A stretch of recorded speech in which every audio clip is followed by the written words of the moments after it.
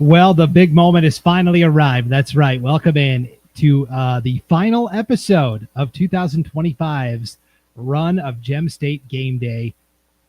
Fantastic episodes that we've been bringing to you all season long, every Tuesday night at 7 o'clock Pacific time, 8 o'clock Mountain time throughout the fall. We have featured a lot of different experts on the show this year. And when the season started, there were over 150 high school football teams that were aiming to make it to the final weekend of the regular season. And now just 12 teams remain, and they will compete across 6 state championships in 3 different parts of the state over 3 non-consecutive days. We'll talk more about that on the show coming up.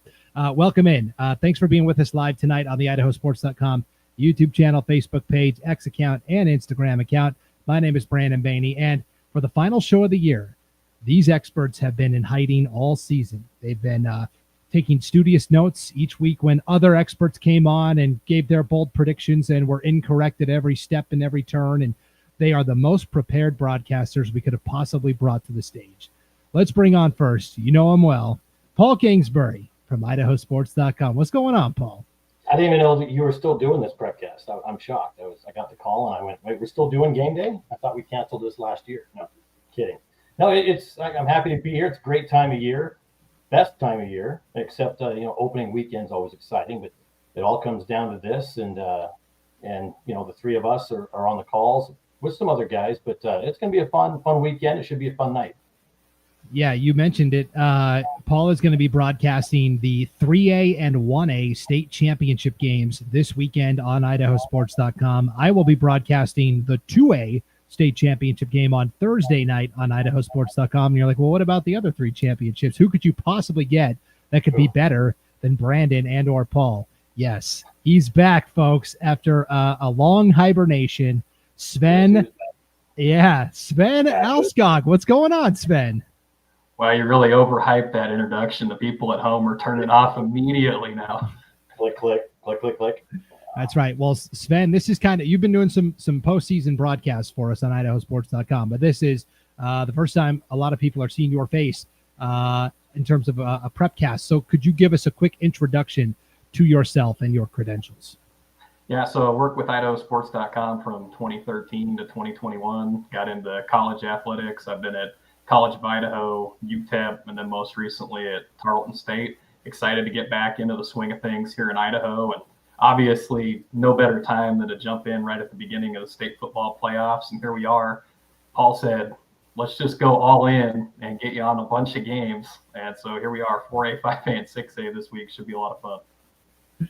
Yeah, we'll just we'll give you the lion's share of the work this week since you are the quote-unquote newest guy. But, of course, it's great to have Sven back here at IdahoSports.com broadcasting the 6A. Boy, all the big schools. How'd you pull that off? 6A, 5A, and 4A.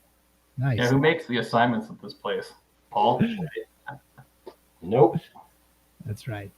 Well, I'm not in charge anymore. I'm barely, like I said. I'm Homer in the hedges at this point. You guys just do everything, and I show up when I'm asked to. It's great. We're just happy you showed up to the show tonight, Brandon. Oh yeah. Well, anybody else who's done this show this year that's watching this knows I come in hot usually. I'm coming in as the show is starting, and I'm usually doing lots of stuff. We don't care how hot you came in. We're just glad you showed up. That's right. Hey, our first comment of the night, and we encourage, if you are watching tonight and you want to give a shout out to your favorite team, your favorite player, your favorite coach, or even your favorite broadcaster, throw it in the chat. We'll throw it up on the screen. Here's Chris Brazil on Facebook. Welcome back, Sven. Hey, Chris, how's it going? Good to hear from you. Yes, we want to hear from you, the fans, tonight. And if you've got a question for any of us experts as well, throw it in the chat, and we will throw it up on the screen. And as you're hanging out tonight as well, if you could please like, share, and follow. This will help everybody else who isn't able to be here live tonight find this a little easier amongst all the other stuff on social media. But we are doing this live on the IdahoSports.com YouTube channel, Facebook page, X account, and Instagram account. And you can go back and watch a replay of this on Facebook, YouTube, and X anytime. So if you like, share, and follow, that will help everybody else find it a little bit easier. So, guys, we have arrived. It is state championship weekend. Without further ado, let's get to the matchups. We'll start with the 6A finale, an old familiar face, the Rigby Trojans, and a newcomer, a new Cinderella. The Timberline Wolves come into the party as well. So let's start with Timberline and their road here, because I think that's the bigger story, Sven. This is a game that you were on the call for last Friday at Donna Larson Park on IdahoSports.com. Timberline defends their home field over Coeur d'Alene, 23-17 the final. The Wolves are 10-1 coming into the state championship. Only loss was to Middleton in the regular season. Here's Sam Buffington in the chat. Go Red Devils, or Wolves, I guess, since we're starting with Timberline. So, Sam, thanks for being with us tonight.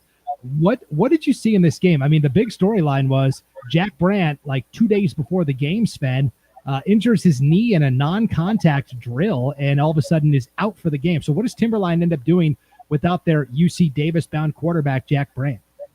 Yeah, so it's interesting. They put Hudson Lewis at the quarterback position. He's a University of Utah commit. And he goes out there and, a lot of times in a situation like that, you're going to expect to see the guy just run the football a bunch. They're going to hand it off. Now you see it there on the screen, 10 for 16, couple of touchdowns through the air. And it wasn't all just dink and dunk. I mean, they were throwing it down the field when they needed to. You see Hayden Hills there on the screen, 3 catches, 67 yards and a touchdown. He was fantastic for him. But really the story of the football game from a Timberline perspective, how many turnovers they were able to force. They forced Coeur d'Alene into 6 turnovers on the night, and that's challenging to win a football game when that happens. But credit the Vikings, despite all of that, they stayed in it all the way to the end, and they had an opportunity to win this football game right at the end of it. They just couldn't complete the passes and move the sticks. So, at the end of the day, Timberline moves on. Opportunity now to secure a state championship for the first time in program history. And Paul, I know you and I used to do Donna Larson Park games Thursday, Friday, Saturday afternoon. And, back in the day, it was, Timberline would struggle, Boise would struggle. And now you look at it, Ian Smart's been there at Timberline for 9 seasons, and they're to as far as you can go. They've got to get one more win, and they're going to bring home the hardware.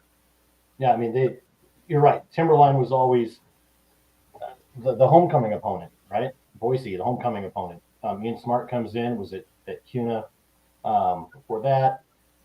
Coming in and seeing them have success. I mean, last time they were in the semis, right, 1998. I don't think you weren't born yet, or were you born in 98, Sven? Were you like 2 years old? Hey, you got to give me some credit here. I'm a little older than you think. I was 4 years old, Paul. My bad. Okay. Yeah. So seeing Timberline back, Paul Groff, the AD, has been there a long time. Always been a good friend of the program. Happy to see that change because year in and year out, a lot of times you see those same logos coming in, same teams coming in and out. Having a Timberline, that's kind of and usually Timberline's great academically. They're great soccer. They're great in other things, basketball. Good to see their football program. I like seeing the football programs move around and shake up, and especially the ones that haven't been there for a while. I like to see it. Yeah, the big key. I thought this was a prime opportunity for Coeur d'Alene. They came in with a really good defense. I mean, they only gave up 23 points and a backup quarterback, a wide receiver who had not really played quarterback all year, Hudson Lewis. I mean, this was the ultimate emergency game plan. This happened like 2 days before the game, and yet, if you turn the ball over 4 times, Tanner Stern came into the game as the quarterback. He'd only thrown 1 interception all season. Now he had only started about half the games, but 4 in 1 game is tough to overcome, certainly. So for Coeur d'Alene, I thought a prime opportunity to get a win, and they hung close, but just could not close the gap. And so for Coeur d'Alene, their season concludes at 7-4. And now here's Timberline. In terms of championship pedigree, there will be teams we show tonight where the screen is full of championship game appearances. There are a couple that this year is the first one, which is super exciting as well. So Timberline, first championship game appearance in school history. How will it turn out? Nobody knows. Standing in their way, though, guys, are the Rigby Red Devils, a.k.a. the Rigby Trojans. People ask all the time, what's the deal with the Red Devils? Sven, I know you were asking me about that. This was the original school mascot for Rigby, and then they changed it.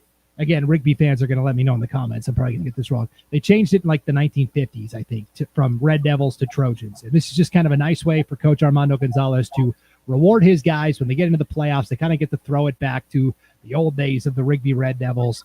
And it's kind of a nice, reward for the players. Here's the funny thing about that, though, Sven. When they were the Rigby Red Devils, I don't know what kind of pedigree they had. They really haven't had much of a football pedigree until just very recently when Armando Gonzalez came from California and became Rigby's head coach. Yeah, and now ever since then, you look at it, 3 of the last 4 seasons, state champions.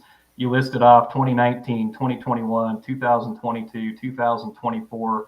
It's Rigby in this classification for years and years and years. Last season, 11-1 overall, 3-0 in conference play. So Rigby knows what they're doing. And this is a game, playing against Rocky Mountain.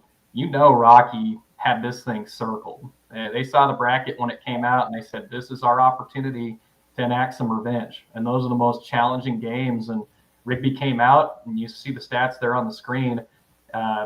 That running back, 5 touchdowns. How about that? I mean, he was getting awfully active on the offensive side of the ball. And these are 2 teams that are really familiar with each other. They've played 5 times since 2019. Yeah, they're certainly familiar. Rocky Mountain is the one team that Rigby did not beat in the state championship. That was in 2019. I did that game for IdahoSports.com. It was played at Madison High School on a very cold, frigid day. And the one time Rigby has not delivered in terms of winning a state championship there. And so to take a pretty good Rocky Mountain team and hold them, Oakley Baxter got his certainly, but Rayshawn Jones only touches the ball twice. Obviously, that was a big part of the game plan for the Rigby Trojans. And you mentioned that history, Sven. There it is. This is their 6th championship game appearance in school history. They are 4-1 in previous iterations. The one loss in 2020 to Rocky Mountain, 17-14. Otherwise, they've beaten Highland, Meridian, Eagle. I mean, they are just hanging up pelts of teams from all over the state. Coeur d'Alene. They want to add the Timberline pelt to the wall and beat maybe their 5th different 6A school in the championship. Paul, you were at that where it all started, right? That crazy double overtime game in the Kibbe Dome when they beat Coeur d'Alene by a point, 57-56. Overtime games and championships, those are just fantastic. That's what you hope for. You never want to see a blowout. And so seeing that's always fun. It was a long time ago. I can't remember last week. But in the dome there, you see Rigby, Coeur d'Alene. And Coeur d'Alene's had a lot of good games at Kibbe over the years. They used to have like the Idaho Classic up there, different things. And that Rigby Coeur d'Alene game, that's one that will always stand out. Not only double overtime, but look at that high score, 57-56 back then it was 5A, but in the top classification. That's a lot of points to be scored for a big school. I mean, you're looking at an 8-man score right there. So it was just fun. The offenses came out to play. The defenses did too, but the offenses were a little bit better that night. And in 2 overtimes, Rigby came away with it, and it was in exciting fashion as well. Yeah, no doubt about it. So let's take a look then at our Star Watch. These are the players that we're keeping an eye on both sides of the ball here for this monumental matchup here between Rigby and Timberline. Now, see, Paul went above and beyond. Paul, see, they're going to love you in Rigby because you went with the Rigby Red Devils, and I put Trojans. I put Trojans on all of my graphics, so I'm going to be loathed in East Idaho. We picked one player on offense, one player on defense here to kind of highlight as potential game changers that you'll want to keep an eye on here. So, Sven, take me through first the Rigby selections here. Amani Morell, the fantastic senior running back, and then Cannon Korth anchoring that secondary. Yeah, so you see the 5 touchdowns, but let's add to that 165 yards on 27 carries. So as they go deeper into the season, Rigby says, Amani, we're going to give you the football and you're going to be a workhorse for us. And that's exactly what he did. And then you get the other side of the football. You talked about Jones for Rocky Mountain. This is a guy that's a Boise State commit, came in from Baker City in Oregon. He was shut down for the most part. And a big reason for that is Cannon Korth. He's a Montana Tech commit, and he was matched up with him from the defensive back position. So these are a couple of guys to watch for Rigby. And, a thing here to note as we get into these star watches, when we go through tonight, there are so many guys that we could list. We wanted to challenge ourselves a little bit, list one guy offense, one guy defense, and if we talk a little bit more here, the Rigby side, Jacob Flowers, the quarterback, he was 13-18 last week against Rocky, 117 yards and a touchdown on the ground as well. So you see, Morell here. Watch out for Flowers as well. He's another guy going to Montana Tech. Yeah, Flowers, his older brother, Luke Flowers, is currently at the University of Montana playing for my favorite team, the Montana Grizzlies. He's the 3rd-string quarterback. Jacob Flowers is also very, very talented, certainly. And yes, Amani Morel, really good running back. They kind of kept him, to me, it looked like they kind of kept him on a pitch count throughout the season, and we're kind of keeping him fresh for the playoffs. And now full bore Amani Morel, and we see what happens there last week. He actually kind of got hurt on a run 2 weeks ago in that game against Mountain View, came back and was fine. So, and I know Rigby has been very banged up throughout the season, Paul. I think they've spent a record number of time at the physical therapy office getting worked, trying to get back onto the field and ready to go. They have, but I mean, they're the envy of every other program. I mean, they have hyperbaric chamber. I mean, they have access to those things. I mean, yeah, if you get injured there, chances are you're going to come back the next week unless it's something pretty serious. And they've got fantastic facilities there at Rigby. They do it right. No doubt. Okay, on the Timberline side of things, we could have went with a lot of different choices here. Certainly, Jack Brandt not being in the game will hurt Timberline. Certainly, the UC Davis commit. Hudson Lewis, does he play quarterback again, Sven? Does Timberline maybe go with a backup quarterback and they put, whoever their second string quarterback is, and they put Hudson Lewis back out at wide receiver? What do you think they do here? I mean, those receiving numbers are pretty hard to ignore. Over 1,000 yards and 14 touchdowns, although he did throw 2 touchdowns last week from the QB spot too. Yeah, I decided to list him as an athlete for the sake of the graphic here because I thought it was a little disingenuous to list him as a wide receiver when more than likely I would venture to guess they're going to keep it the same as they did last week. You probably see him from the quarterback position again. But just to kind of put some perspective into this for Hudson Lewis. So this is an interesting thing. He has not played quarterback full time since he was in the 4th grade. And as far as this season goes, he entered last week throwing 1 pass, 17 yards for a touchdown. So you can see the stat line there, 10 for 16. They didn't exactly say, hey, just go out there and run it and hand it off. They said, we're going to let you do a little bit too. And I credit Coach Smart for that. You got a defense that's not really sure what to expect. Why not go out there and test some of your wide receivers? And he's got some good ones. We mentioned Hayden Hills. Nasho Kelly plays both sides of the football. We listed him here as a defensive player to watch. He's got about 100 tackles on the season. And he also plays some tight end on the offensive side. So Timberline has some pass catchers that can get involved. I think they're going to have to do some trickery in this football game. I don't think that they're going to come out with a, really conservative approach when they have it offensively. I think that they're going to say, here's our bag of tricks. Can you stop us? I really think it's going to be, can Timberline's defense stop Rigby's offense? Rigby is going to want to put a couple of scores up on the scoreboard early to try and make Timberline play from behind. So that's going to be paramount for that Timberline defense. There are 5 Division I players on this Timberline roster. You see 2 of them on the screen right there. Nasho Kelly going to the University of Idaho. Hudson Lewis has flipped his commitment 2 different times this fall and once in the last 48 hours. He originally was going to Washington State, flipped to Utah, and no less than 2 days ago, flipped from Utah to Oregon. So he is now committed to the Oregon Ducks. You add in Jack Brandt, the quarterback, going to UC Davis. His defensive teammate, Sam Hayner, he's kind of an edge rusher. He's going to UC Davis. And then Andrew Price, the great 2-way lineman, offensive tackle, defensive end, he's going to Hawaii. So this is an assembly of talent here that Timberline has gotten, certainly. It's going to be, I think, really fun to see. Can Timberline's defense, perpetually underrated all season, how do they do against this Rigby offense? So it is time for predictions. We won't make the guy that's actually broadcasting the game make a prediction. We'll let you, unless you want to, Sven. No, I don't. Because then I'll have to, and I don't want to do it. So. No. Let me say this before we get into the picks. I'll think about it here for a sec. But before we get into picks, I just want to say, you mentioned Andrew Price, and I think it deserves some credit here on the show. That was the most dominant game I have seen in Idaho high school football, nearly a decade of doing this, from a defensive lineman. He blew that game up instantly for Coeur d'Alene. I mean, 2 of the first 3 plays of the game, him and his defensive line guys are in the backfield. He got a strip sack, fumble recovery on the 3rd play of the football game. I mean, this is a guy that was just living in the backfield all night. And then he's also the left tackle on offense. So big shout out to, Andrew Price for Timberline before we move forward with the fun picks. I'm sure everybody wants to know who's Paul's picking here, and then they'll pick the other way, right? Yeah, that's typically how that goes.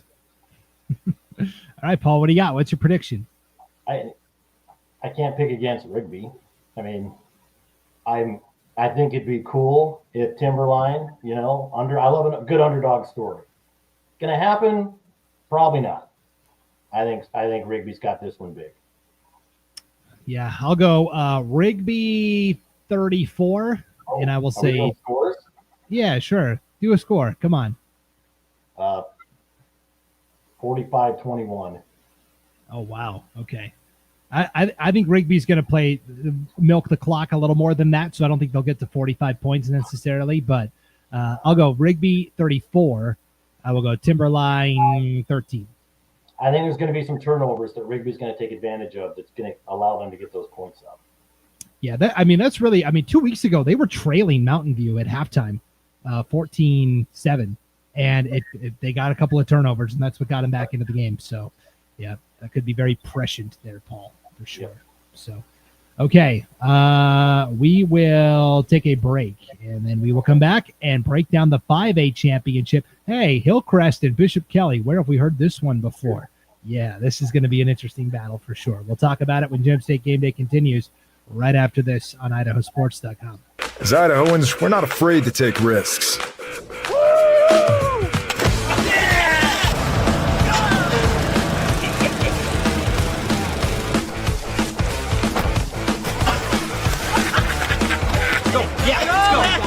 All the way. Go. All the way down.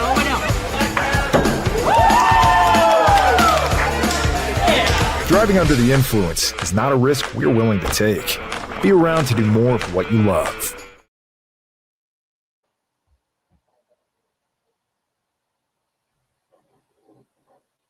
Oh, boy. I remember my first show, too, Brandon. Weird. I just did that automatically. Anyways, welcome back to Gem State Game Day on IdahoSports.com, live on the YouTube channel, Facebook page, X account, and Instagram account. My name is Brandon Baney, Sven Alskog here as well, and the guy grinning like a jackal, that's Paul Kingsbury. So, jackals are a good-looking creature, so I'll take that as a compliment. No doubt. Well, lots of compliments headed the way of the Bishop Kelly Knights and the Hillcrest Knights. Somebody... Who's top night, though? That's going to be the interesting question here. 5A state championship game. These two are old familiar foes, as we'll show in a moment here. But let's talk about how each of these teams got to the championship. There are 3 undefeated teams still in the state of Idaho that are playing this weekend. Bishop Kelly, Ryrie, and Kendrick. And I'm sure we all had that on our bingo card at the start of the year. Those 3 for sure. So here is the Bishop Kelly Knights. They took care of Skyline in a really fun semifinal last Friday, 21-20. Paul, this came down to essentially late in the fourth quarter. Skyline scores the game-tying touchdown, and veteran coach Scott Berger decides to go for the 2-point conversion, and the lead doesn't get it, and Bishop Kelly then holds. I like the guts. I'm that kind of guy. Go for it. If it's fourth and 4, middle of the field, go for it. I'm going to guess there's probably maybe some fans of Skyline that maybe disagree with that, but if they get it and win, he's a hero. He's a genius, and I'm sure he saw something he liked in the scouting that night going up against the line. But credit Bishop Kelly for making a stop. It was, Skyline, they're going to make that 9 times out of 10. They're going to push that in. So for Bishop Kelly to stop that one time, that's off to them. Well, they had some help on this one too. Reading through some game recaps on this particular game, talked about how the snap bounced off the shins of Crockett, and so that was the reason that they weren't really able to get the full look that they wanted to in that situation. So you say 9 out of 10 times, Skyline gets it. A lot of times you're right, because they don't have the miscue with the snap, and so that was kind of what played a big factor there. But you got to credit Skyline for fighting back into this football game after they trailed 14-0 at one point. I mean, it was just one of those games where, it's a shame that somebody fell. It came down to really the end of the game. And I mean, Zion Crockett did the heavy lifting for Skyline there. 3 touchdowns. I mean, he scored the 3 touchdowns, and they had him lined up in the Wildcat for the 2-point conversion. And like Sven said, kind of a low snap, kind of blew up the play from the start. And yet here's Bishop Kelly, steady Eddie. They might be the most disrespected, undefeated team of all time, Paul, because everybody keeps saying every week, we're waiting for the other shoe to drop. They barely beat Columbia. They struggled with Ridgeview. They barely beat Emmett, and they just keep winning. That's exactly right. And Bishop Kelly, they're not the most liked team in the state anyway. They just haven't been, and that comes from success. It's like Rigby not being liked now after all the success they have. When you're successful, you're not liked. And Bishop Kelly, just with all of their teams, not just football, their sports, they're kind of a hated team, and I think they wear that with the badge of honor. I think they come into these going, all right, beat us. And so Bishop Kelly coming out, getting the win over Skyline, like you said, there's some history there, and now coming in with Hillcrest, the state of Ada versus Eastern Idaho. There's nothing better than that. Yeah. You can kind of see the big three for Bishop Kelly. Ben Avella has been starting at quarterback since his sophomore season. He's finally a senior, threw 3 touchdown passes, all 3 to Dom Wolteis, who is committed to the Idaho Vandals, 7 catches, 115 yards, and 3 scores. So the Vandals are cleaning up in the state. I don't know what Idaho State's up to, but the Vandals are cleaning up with some of the best high school players in the state of Idaho for sure. And then Ryan Ariano is really an important guy too at the running back spot. We know Bishop Kelly loves to run the football, 87 yards on 15 carries. You look at that and go, it's not that. It's enough to keep the defense honest. And then they're able to hit some big chunk plays in the passing game there for Bishop Kelly, 12-0 on the season. And as Paul mentioned, here's why everybody hates Bishop Kelly. This is going to be their 17th championship game appearance in school history. Now, despite that, they're just 8-8 in the championship game all time. They've had a couple of battles with Hillcrest over the years. You see in 2023, they won that game 29-26 where Hillcrest thought it came down to a kick at the end, and Hillcrest thought they had more time, and it ended up not being the case. And then Hillcrest actually beat Bishop Kelly in 2018 as well, 55-21. So Hillcrest is hoping, this is more like 2018 instead of 2023. Yeah, I mean, you take a look at Bishop Kelly. All they do, it seems like, is get to state championship games. I mean, I think it's more surprising in a lot of years to see them not there than to see them in the game. And that one in 2023, I was talking to Lucas Gephardt. He broadcast that 2023 BK Hillcrest game with Ryan Luke, and that one was an instant classic. BK came out on top by 3 in that one. I remember working a different game back in 2018. You see it there on the screen. I worked that with Lucas at Albertson Stadium as well. 55-21 Hillcrest. So these two teams have met twice in the state championship since 2018. This will be the 3rd meeting. Kind of break the tiebreaker and see who's superior in this battle of the Knights. Yep, for sure. In the chat, another shout out for Sven. Here's Gary Jones. Welcome back, Sven. You demand. That is a fantastic profile picture, Gary. I strive to be just like you one day. That does look good for sure. I saw it in person back in the day. He wore the underwear over top of the tights as well. It was a thing to behold. It really was. That's right. Yeah. Okay. Here's Wade Waldron in the chat as well. When was the last time Sugar Salem and Westside were both out of the championship game? Another year of Rocky Mountain and their roster full of D1 talent, unable to beat Rigby in the semifinals.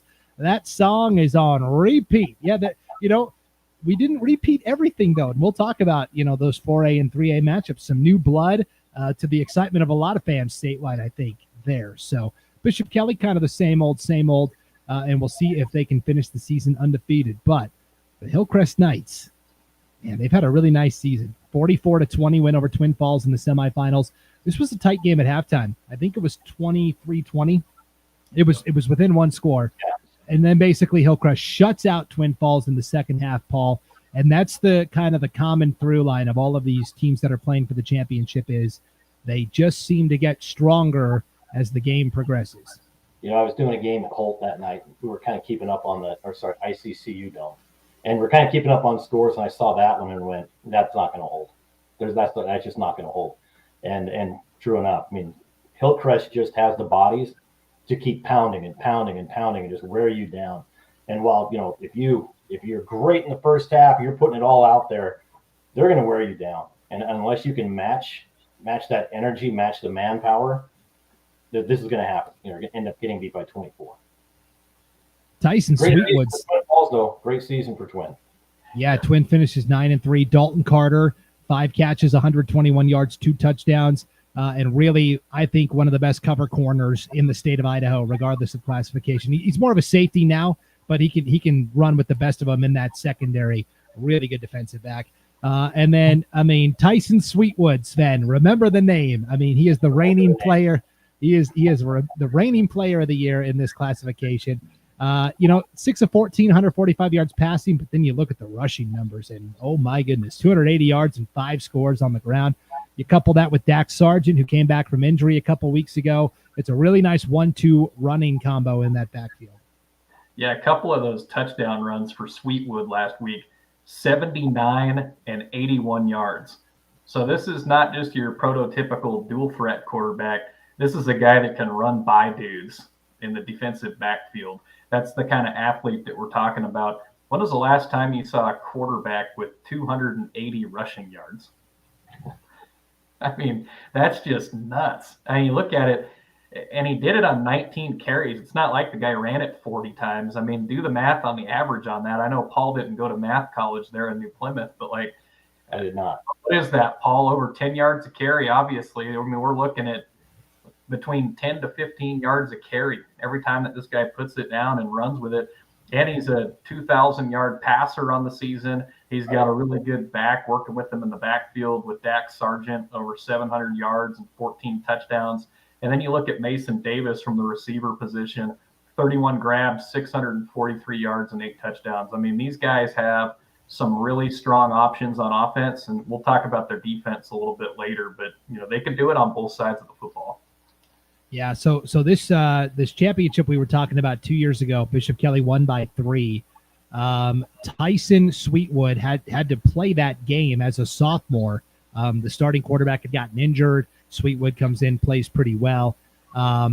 Basically, the way the game ended was pretty wild, where Sweetwood completes a pass. It appears that time expires. They're trying to rush the field goal team on. Time expires. Bishop Kelly gets flagged for a sideline warning and with 1 second left on the clock. So Hillcrest gets to line up for a potential game-winning kick to tie it. They end up missing. BK wins. It was a very interesting finish. And so when we look at Hillcrest's history, you'll see it there. That 2023 loss, 29-26. But Hillcrest last year, of course, Paul, we remember Skyline had beaten Hillcrest in the regular season. Hillcrest gets revenge in the championship. And this is Hillcrest's 3rd championship game in a row, which I think has kind of gone underreported as well. And Hillcrest all time in the championship game, 3-1. Do they improve to 4-1 here? Yeah, I think so. Wow. Okay. Are we to that point of the program where we're doing our picks already? But no. That was just an in general question. And and Sweetwood, offensive player of the year, it's kind of capped it off. I think it was already decided at that point. But to come out and say this is why, bam, there it is. I think it's great. Okay. Well, here's our star watch for the game. A lot of guys we've already talked about here. Tyson Sweetwood for Hillcrest. Look at the numbers. 18 touchdowns to just 2 interceptions. Sven, that's what you like to see from your quarterback this time of year. Yeah, it's a nice ratio. It says that he knows how to hold on to the football, not make bad, careless turnovers. And that's a good thing because you look at the other side of the ball here for Bishop Kelly, and Jared Teal, one of their defensive backs, has 9 interceptions so far this year as a sophomore. So, Tyson Sweetwood, when he does drop back to pass, he's going to have to be pretty aware of these ball hawks in the secondary led by Teal for Bishop Kelly. And, another guy that we listed on here, Damian Simmons. I always like looking for those tackle for loss totals. And Damian Simmons is another one of those guys, kind of like Andrew Price at Timberline. He just likes to live in the backfield. 15 tackles for loss, 4 sacks. You team him with a guy like Dax Sargent, leading tackler with 66. A couple other guys on defense as well for Hillcrest to really watch out for. But those are the couple that, I really wanted to make sure we mention here tonight because they're talented. They can do a lot of things really well on that side of the football. I think everybody's going to talk about Sweetwood and Sargent. I mean, those are the guys that everybody's going to be aware of. They stand out on the roster. They stand out on the stat sheet. This game's going to be decided by the other guys on the field and what they're able to do. Yeah, and Bishop Kelly's got a good collection of linemen too. I'm thinking of like Bryce Root. He had a nice game last week, and they've got some guys too. So I think this is going to be, battle of the trenches certainly could be the ticket there. So, all right, it is prediction time. Paul, I made you go first last time, so I'll go first here. You already made me go first this time, I think. Well, yeah, okay, you did say Hillcrest, but you didn't say a score. So. Okay, you're right. Let's see, in the chat here, Big Sky News person says Logos Knights. Yes, Logos is coming up. Stay tuned for our 2A discussion. We're at the 5A, working our way down each classification level here. And here's Wade Waldron. Both times Hillcrest played Twin this year.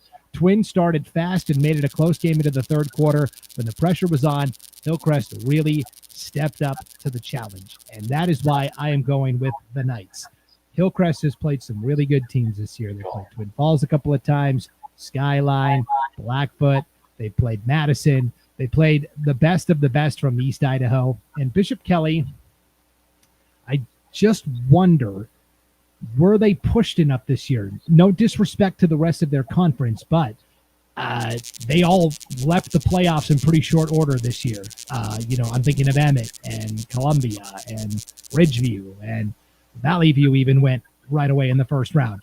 And Bishop Kelly, struggled with those teams week to week and almost lost to Skyline last week. I think Bishop Kelly is, yes, they're the team that's undefeated, but I will go Hillcrest by a final of, I'll say 28-20, Hillcrest. Ooh, okay. Paul, it's an easy opportunity for you to just say that you're going to pick the Knights, and you have a 100% chance to get it right. I'm not that lame. Okay, I'll go Hillcrest still. I mean, it's going to be high 30s, so we'll say. Oh heck! Hillcrest 38-28. We'll go a 10-point win. You just swore on the show. No, I didn't. I coughed on FCC coming after us. We're done. Yeah, we've been canceled. That's for sure. If you think that's fun, wait till we get to the lower classifications. That's where they like stuff. That's right. Okay, well, with that said, Hillcrest, Bishop Kelly. Can we talk about this for a second? Paul, I know you've got an opinion about this.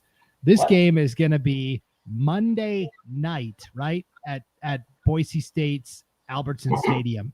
Monday night, 3 days before the Thanksgiving holiday.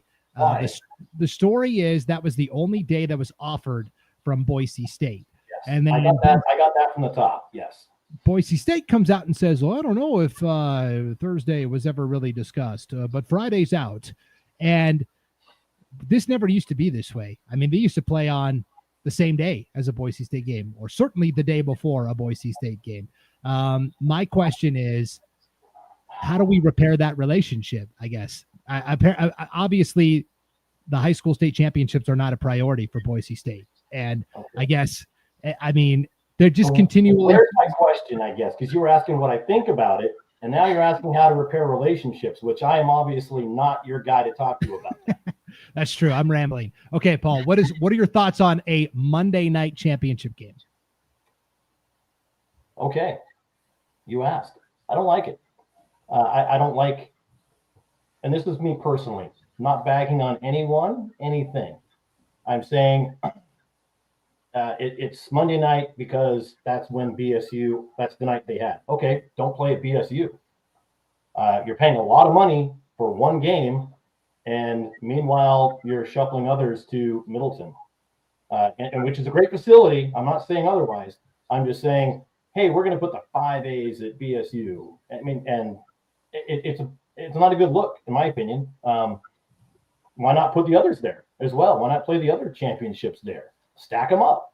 Play the 3A and 1As there Monday night. Nope, it's just So I'm not a fan of the BSU thing anyway. I think BSU showed their disdain for high school football a long time ago. Built Donna Larson and put in like 16 parking spaces and kind of said, go to Donna Larson now. And I don't know. I think there's a lot of there's other stadiums that maybe relationships could be developed with. College of Idaho, great facility over there. Whether it's open this weekend or not, who knows? Sven, I think, should just actually win the Powerball and build an indoor stadium. I think that would just solve all the problems here in the Treasure Valley. But I'm not a fan, but it is what it is. Happy that they're playing there. Great for the kids to play on the blue. It's going to be a great game, everybody. There. Now, Sven, the counterpoint is, I believe the schools that are participating, Bishop Kelly and Hillcrest, were given the option of, hey, if you don't want to play on Monday night, we will find another place for you to play in the Treasure Valley on Thursday or Friday or whatever. And both schools said, we want to play on the blue turf. And if it's on Monday, then we will play there. So but at what point do the schools stick up for themselves and say, yeah, it would be great for our players to play on the blue turf, but at what cost? Okay, so here's the real thing that, we're not talking about right now. But, if you think about it, when it comes down to these state championship games, we're using the rotation system currently. So wherever that championship game is going to be played is based on if it's East versus West, North versus West, and then there's a preset, general part of the state that the game's going to be played. And so for an instance like this, 6A classification, the 5A classification, they don't know who's going to be in their championship game. And so Albertson Stadium, a lot of times that's a facility that's booked out months, sometimes a year or two in advance for whatever events are coming into the venue.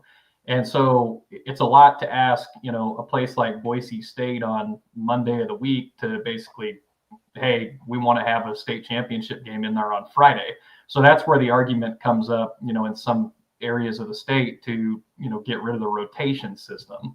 And if you were to get rid of the rotation system, you'd look at something and say, hey, 5A and 6A are going to be at Albertson Stadium this year, and 4A and 3A are going to be at, ICCU Dome, whatever it is, similar to how you do it with other sports like volleyball, where they had it in Idaho Falls this year, they had it up north in Coeur d'Alene, they're bouncing all over the state.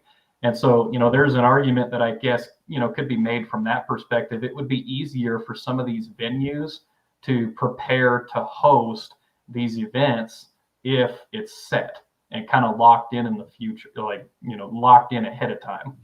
I also say we've talked a lot about, Bishop Kelly and Hillcrest here. I see a fantastic comment if Brandon wants to put Chris Brazil's comment up here. So this is kind of smug, I think. He's right. So, Rigby had a loss this season. Who's it to? He knows who it's to. So obviously you look at it, Bishop Kelly is a team that was able to knock off Rigby. We just talked about Rigby and you guys picked them to win that 6A game. So now we're down here in the 5A ranks. I mean, how about these BK Knights? I saw them with my own eyes against Blackfoot. That was a dominant football team. They went out, they won the game 40-8. They got tested a little bit in that game against Skyline, but, I think that's a fair thing to point out. Like, BK, they challenged themselves in that game. They came out on top. So 2 weeks later, they barely beat Columbia. That was a crazy 2 weeks of football right there. Yeah. And I'll say this too, Columbia, they were pretty tough this season. They had some good results. Okay. All right, Sven, thanks. You're defending the Wildcats. Okay, but here's what I'm saying, Sven.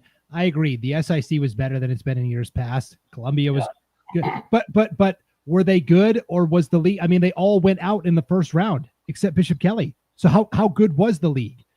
Like, I don't know. Like, the rest of the state beat up on the rest of the SIC except for BK in the first round. So that's my point, is like statewide, I think Hillcrest is playing much better now than when they were in the middle of the season. And I just wonder sometimes about Bishop Kelly, but remember 10 minutes ago when we were like at the end putting our guesses in?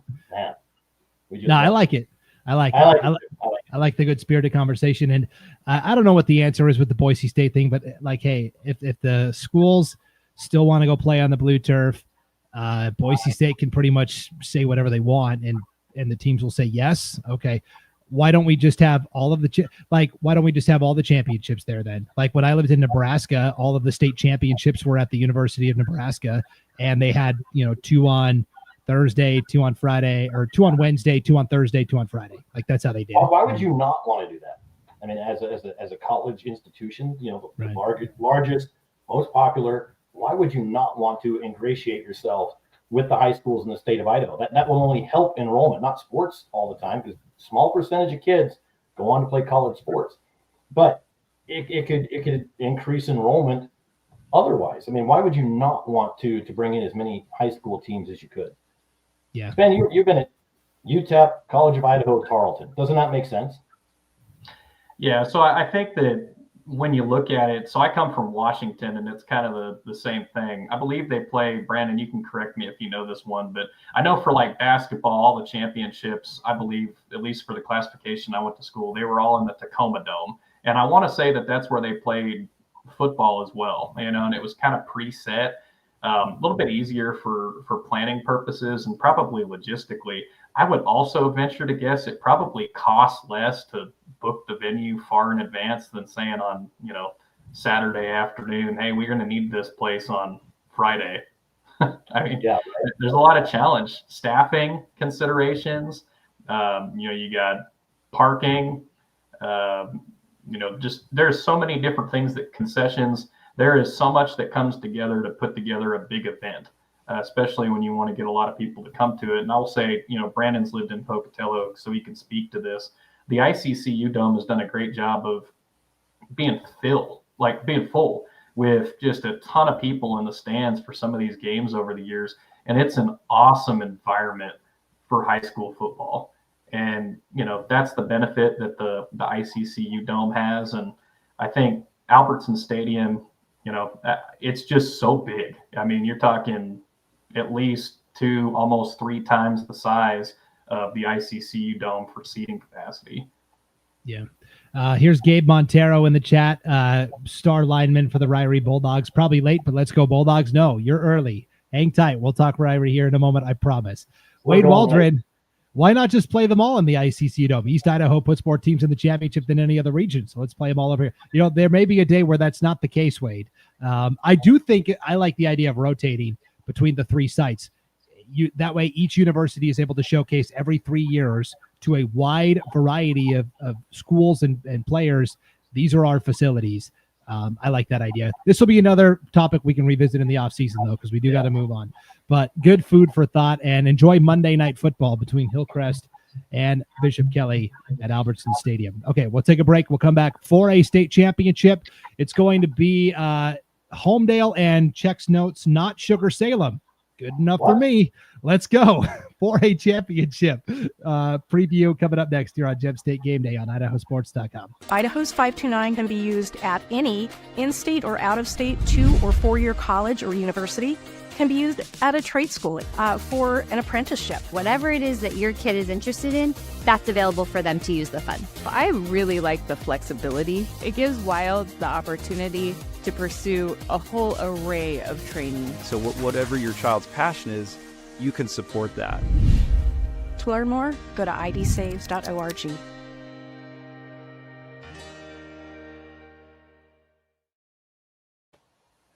Welcome back to Gem State Game Day, live on the IdahoSports.com YouTube channel, Facebook page, X account, and Instagram account. Brandon Baney here with Paul Kingsbury and Sven Alskog as we are making our way through all of Idaho's state championship games this weekend across the great state, and of course, all of them live on IdahoSports.com. You can tune in and just listen. It doesn't cost you anything. It's going to be a great time. So we are on to the 4A final here. And again, if you're hanging out tonight, we want to hear from you in the chat, even if it's sarcastic comments based upon things me and Paul said. We love it. We love the interaction with the fans for sure. So also, if you're hanging out tonight, if you could please like, share, and follow. That'll help everybody else that isn't here live tonight find this a little easier on replay at Facebook, YouTube, and X as well. So here we go. Comments are rolling in. Big Sky News person. Shout out to Nick Holloway, head coach of the Logos Knights. Yes, coming up in our 2A segment. We're on Class 4A right now.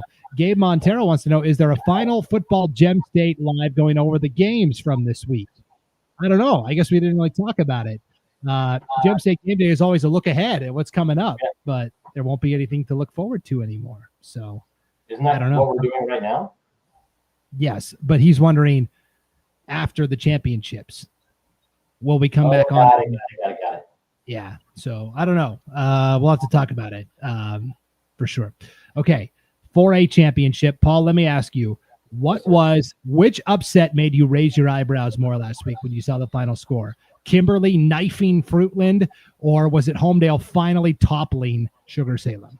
Well, I was at the Homedale Sugar Salem game, so that one for sure. The Fruitland Kimberly, I don't know. Kimberly's been kind of a quiet giant this year, and now they're a quiet giant killer. So Kimberly, that one, I don't think that one was that didn't raise my eyebrows as much as this one. This one coming in, Homedale, no matter how good they are, they run into that Sugar Salem team and fall apart.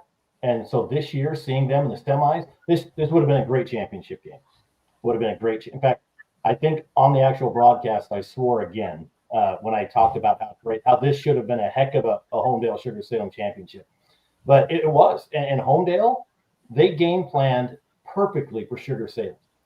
Sugar couldn't do anything. It was, in fact, our player of the game was the offensive line because they did everything right, opening things up for Homedale from the beginning clear to the end. It was impressive. Yeah, they kept Kimball Tonks bottled up, and Tonks had really had a hot postseason at running back for sure.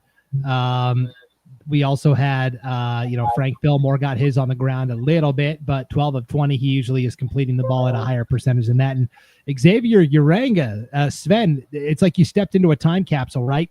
When Homedale was at the top of its heyday, they had a different Uranga back there slinging passes and hitting on all these deep balls. Yeah, this is a name that you're really familiar with if you're following Homedale football over the years. And they've got a couple of them on the coaching staff as well, Tony and Darren. There's some assistant coaches there for the Trojans. So some things just never change. And Uranga being at quarterback for the Homedale Trojans, it just makes you feel at home here in the Treasure Valley. You want to go in the Wayback Machine. Was that? The Wayback Machine, Tony Uranga was the star quarterback for Homedale when I was in high school. So that's where then Tony, the Uranga family, they've been around a while. And we actually saw Tony in the press box, coaching. Got Josh White on that coaching staff, went to school with him. He can play the heck out of the alto saxophone, by the way, Josh White, in case anybody was wondering that. But yeah, the Uranga name, that is Homedale, absolutely. I was stunned when I saw this come across, Sven. Sugar Salem gets toppled finally. How do you avoid now for Homedale? We see this so often where, okay, we went all in to beat Sugar Salem, and then how do we still find the same motive? Like playing for a championship will obviously be motivating, but how do you avoid that natural deflation a little bit after you topple someone like Sugar Salem? Well, this is the moment that the Homedale Trojans have been waiting for years. They've got somebody else on the opposite side of the field, and they can go and they can say, we're going to try and punch Kimberly in the mouth and win this football game. And you look at Homedale, they've got 10 state titles in school history, but the last one not since 1997. This program's won 5 of the last 7 conference championships. So they're super familiar with that. And then you keep looking down here. Last time Sugar Salem was not in the state championship game, 2017, that was a Fruitland win, 28-12 over Snake River. Sugar Salem has won 6 of the last 7 state championships, including 4 straight. So I think anybody in this classification who has an opportunity to bring home some hardware and they no longer have to go through Sugar Salem, I'm telling you, Homedale has got to feel like the weight of the world's off their back. So yes, to your point, it is kind of concerning going into this week. You worry about kind of having the let up at some point. But I don't worry about that personally, because what's going to happen is the lights are going to turn on. They're going to come out of the tunnel and they are going to say, we've got an opportunity to win a state championship this afternoon. And I would not bet against Matt Holtree, 17 seasons there at Homedale. And all this guy does is win. And, you look at these results too. I mean, 2018, it's an 8-point ball game, 6-point game in 2020, 5 in 2022, 2-score game last year. These are some competitive contests in the state championship too. It's not like they were going in there playing sugar and getting blown out every year. They were right there with the best team in the state. And on some of those years, 1 or 2 plays change and go the other way, they come out on top. Yep. A couple of fun facts about Homedale. 21st championship game appearance, most of any team that's playing this weekend.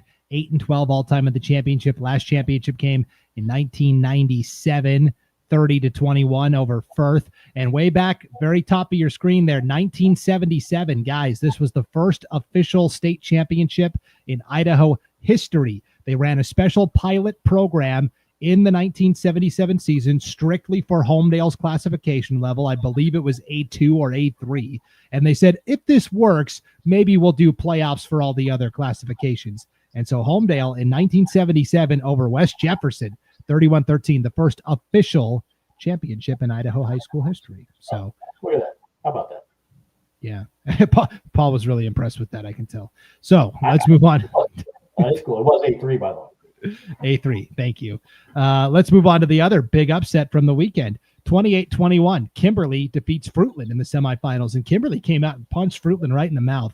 And Fruitland, after they kind of got their bearings about them, came back, but a good back and forth game. But Kimberly never really relinquished the lead. They always seemed to be in control of the game. McCrae Bruning, 15 of 18, 163 yards, 4 touchdowns on the ground. Paul, you remember when we were at the Rocky Mountain Rumble and Kimberly was there and McCrae Bruning had his arm in a cast, basically? He broke his wrist or something in preseason, didn't even start playing quarterback until I think it was week 4 or week 5. Basically, the first half of the season, they put him on defense so he could club people with that big cast. They were down to like their backup QB also got hurt. The third string QB wasn't available, so they took Titus Osterman from wide receiver and put him at quarterback. Now he's back at receiver. I mean, Kimberly's come a long way, and all 3 of those losses that they took were while Bruning was not available under center. So I think it's a totally different Kimberly team, and I think you're right, Paul. We're calling this an upset, but I don't know if it was. Kimberly, I think, was just the better team. Right, but how great it is. I mean, it's a more of a testament for Kimberly that they got here piecing it together all year, right? A lot of these teams, they start with their quarterback. They start with their line, and you have to move in once in a while, a piece here, a piece there. But in those skill positions, moving people in and out like that, getting everybody the timing right, everything that goes into, high school football, getting them on the same page with different guys, and then getting into the championship. It's impressive. And I think it all comes down to assistant coach Wyatt Helm. I think he's really the glue that made this happen.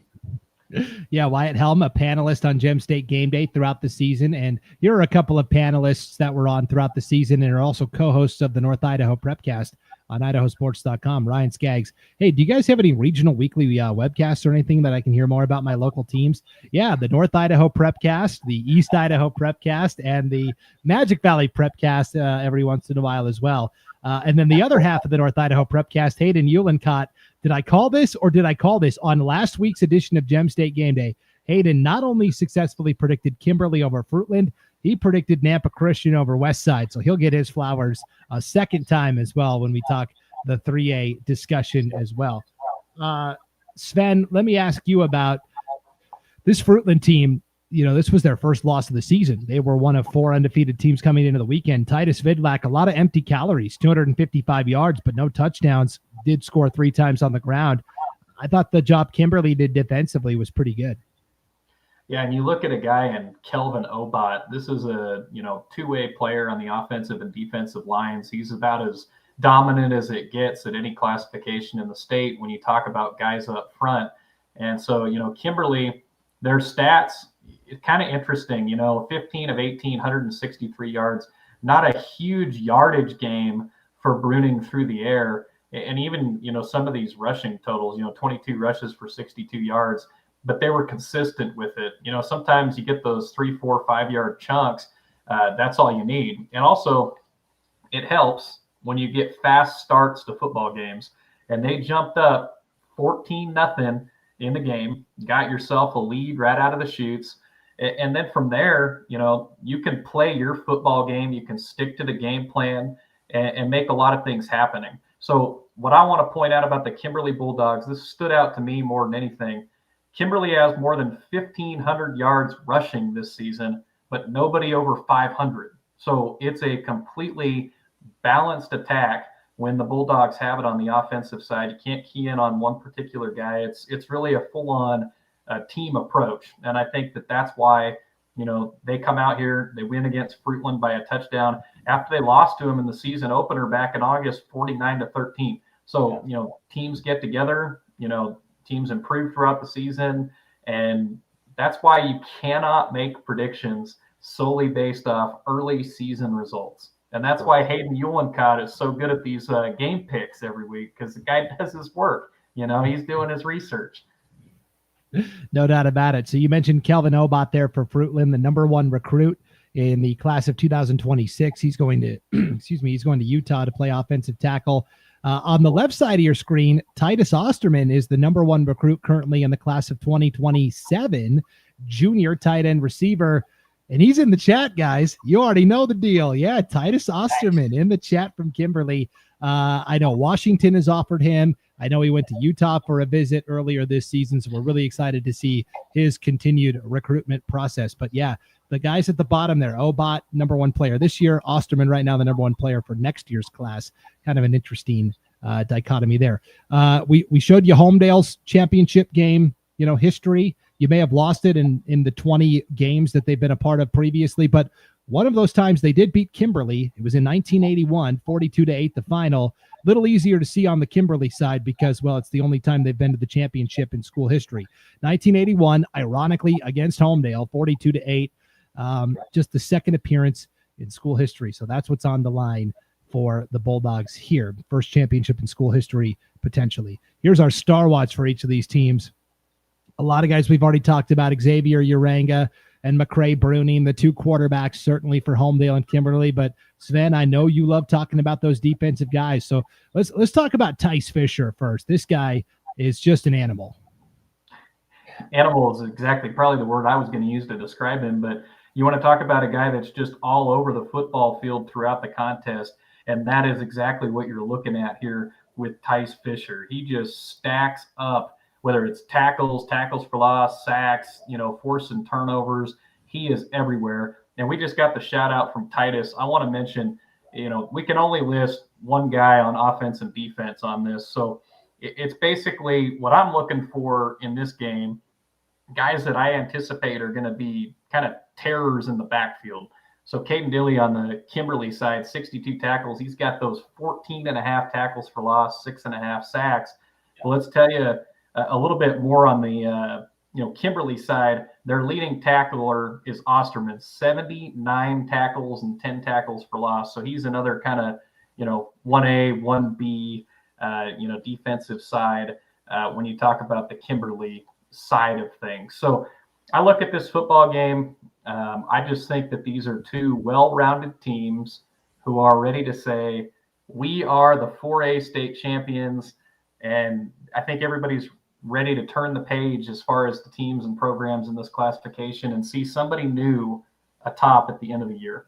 Yeah, fresh start for everybody. Paul, I know you also were very complimentary of Tice Fisher last week against Sugar Salem. That kid was born in beast mode. I mean, it was just, and he comes from, he's not the first Fisher to come through Homedale that is a beast. And he is, every time there was a tackle, it seemed, he was somewhere coming out of the pile. He was either first or last, somewhere in the middle. I mean, that kid is just, I wasn't going Talladega Nights. I saw Sven smiling. Ricky Bobby. Ricky Bobby. But the guy, he's fast. He's big and he's quick. And you think you're avoiding him, and all of a sudden you're face down the turf. I mean, he's an impressive linebacker. And he's got another year. That's impressive. Yeah, and then Caden Dilly, just a sophomore. Joe Dilly, head coach of the Bulldogs. Again, back at the Rocky Mountain Rumble, Paul, we did that game. Nobody gave Kimberly a chance to win that game, and they dominated their out-of-state opponent. It started with a blocked punt inside the 10-yard line that Caden Dilly fell on in the end zone there to get it rolling for Kimberly. So yes, we've certainly had him on our radar all season long. It is officially prediction time, Paul, with all this new blood in the 4A state championship game. How are you leaning? Since I'm not doing the game, I'm going to go Kimberly, and I'm going to tell you why. It's because there are so many options, not just at running back. On the ground, there's a lot of options. Receiving, a lot of options. On defense, a lot of options. They have guys that are just spread out at the top of their stat categories. They're 2, 3, 4 players deep that are all within each other. That's hard to stop. I mean, you can key in on a team that's got that star, a couple of stars, but when it's a crapshoot of which one they're going to go to, who's the decoy, which 3 are the decoys? I don't know. I think if they come out and play well, avoid turnovers, stupid penalties, I think Kimberly's going to come away with this one. Yeah, and Kimberly, when the season started, they were really leaning on senior John Cougar Millenkamp for the the Kimberly Bulldogs as a two-way player. Yeah, right, running back and linebacker. But Liam Browning has really developed into a nice running back for Kimberly down the stretch here, and that's allowed Millenkamp to strictly focus on defense, which I think is helped out Kimberly as well. I also am feeling, for whatever reason, I'm feeling the Kimberly vibe here. I think it's going to be incredibly close. It would not surprise me if Homedale won, but officially I will go Kimberly as well. And I will say the final is going to be Kimberly 28, Homedale 22. And I was waiting for my score. It's going to be 28-21. Oh, okay. Well, so that's what I mean. That's what they did last week. I just think that's what it's going to be. And in the green room, Sven, he actually said Homedale was going to kick the crap out. That's a quote. I don't think so. Paul does say, I like seeing new blood in the 4-H. We all do. Yes, Paul Ward there. And again, it's not anything against Sugar Salem, but anytime you are the team that's just been dominant, you're going to have everybody except your own fans cheering against you. And it's nice to see somebody else in there. Sugar Salem will remember this. 10 years from now, they'll still remember it. And I'm sure they'll beat Homedale the next 10 times they play them. That's usually how that works out. Just ask Weezer. I think maybe that Sugar Salem, 2021 team, now the pressure's off of them because they ruined the streak, right? They lost and ruined the three-peat. They're like, okay, pressure's off of us. Yeah, them. Yeah, I can see that. Yeah. Speaking of new, right. Well, speaking of new blood, a lot of new blood at the 3A level. We're going to talk about a school making its first championship game appearance in school history, and another school that hasn't been there in a long time. So, 3A state championship preview is headed your way next. It's Gem State Game Day on IdahoSports.com. Vaping sucks you in quick, and the more you vape, the harder it is to quit. Not to mention all the chemicals and health problems. That's why thousands of teens are joining My Life, My Quit.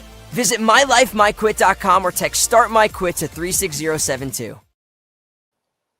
Welcome back to Gem State Game Day on the IdahoSports.com YouTube channel, Facebook page, X account, and Instagram account. Brandon Baney hanging out here with Sven Alskog and Paul Kingsbury. And it is time for our 3A state championship breakdown. Paul, you've pretty much been living in 3A country lately, right? You've been doing a lot of 3A games for IdahoSports.com. Nothing better. I don't know who makes these assignments, but I'm pretty happy with them. Yes, and you will be on the call for the 3A state championship game, which we are definitely excited for. Remind me again, date, time, and location for that one. Middleton, Saturday at 2:00. Okay. So let's talk about. Let's go. That, by the way, I can tell. What's that? Sven's impressed. I remember that. He was ready to jump in when I said I forgot.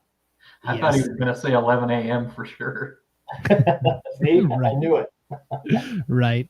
Well, let's go in chronological order of how this championship game was unfolding.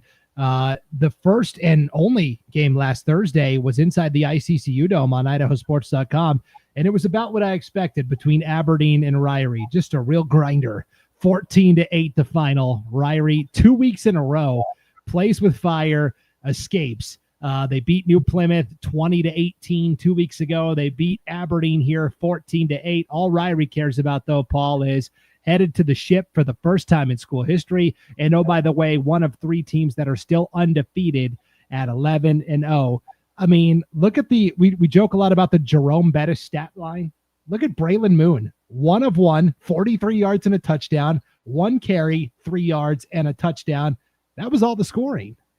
He was our player of the game right there, actually.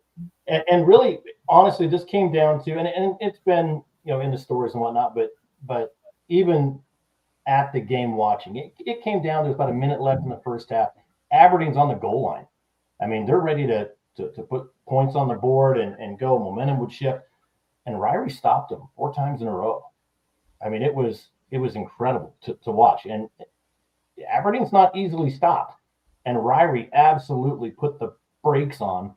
And that was pretty much a momentum killer and a really a morale killer.